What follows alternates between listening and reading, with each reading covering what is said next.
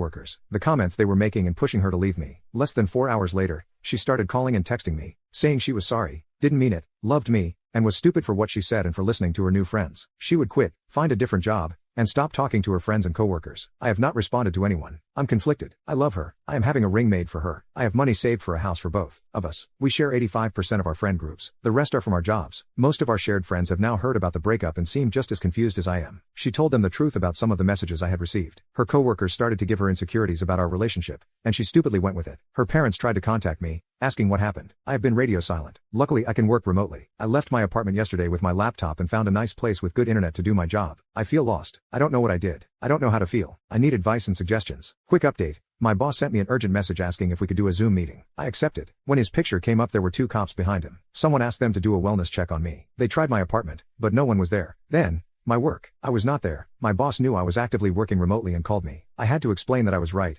I just had my phone off due to drama. I'm also supposed to go to her parents' house tonight. Update. I sent a generalized message to those who reached out, stating that I was okay and safe, as well as need time and space while I work out some personal issues. I picked up the ring since it had already been paid for. Then, put it in the box I made for it. I did go to her parents' house. As soon as I pulled up, Kate opened the door and ran out. She had been crying. They went to give me a hug. I accepted, but it wasn't how I usually hug. She then tried to kiss me. I moved my head and backed up. We went in and sat down. We sat for about 10 minutes without saying anything. She started crying and said she was sorry. I just responded with okay. I asked her what she told everyone. She told the truth. I asked her why the cops were called to check on me. She explained that she didn't call them. After our friends found out, they tried reaching out. After they had not heard from me in over 24 hours, they decided to call for a wellness check. Kate used the word catatonic to describe me while after I walked away. I asked her why did she break up with me. She didn't give me a straight answer. Something about people at work constantly talking bad about me and playing on her insecurities. I asked her why she kept letting that happen and not stopping it by setting clear boundaries. She said that she tried, and it would work for a day but would return later. I asked if she saw value in me as a person or in our relationship. She said that she does both. I asked why she would break up over something a random stranger said about me. She said she was sorry and it was a dumb mistake. I asked how they knew about me or our relationship and how much they talked about me. The ladies at the salon overheard Kate talking to some of our friends or customers while she was working about me and the things we did, like dates, birthday parties, etc. Did she believe her coworkers were right? She said no. I then followed up with why? She said again she did not know. I asked her if there was someone else. She immediately said no. She has never cheated or been tempted to. She offered me her phone, which I declined. I then told her how I felt. Sorry isn't enough. If she wants this relationship, she needs to prove it to me. I didn't care that her coworkers kept talking about us. It's that you listened. It isn't what they said that hurts. It's the fact that you kept listening to it and repeated it to me. She didn't try hard enough to stop them. It makes me feel like she had to feel the same way. That is what hurt and damaged the relationship. That her insecurities are what broke my trust. I will now always think that this might happen again. She will run off at the next opportunity. She asked why I just talked away. I told her that at that moment, just 2 sentences broke me and made me rethink my life up to that point and the future I was planning with us. Together, I was growing and making moves for that future. She started crying harder. I felt bad. The next thing I did,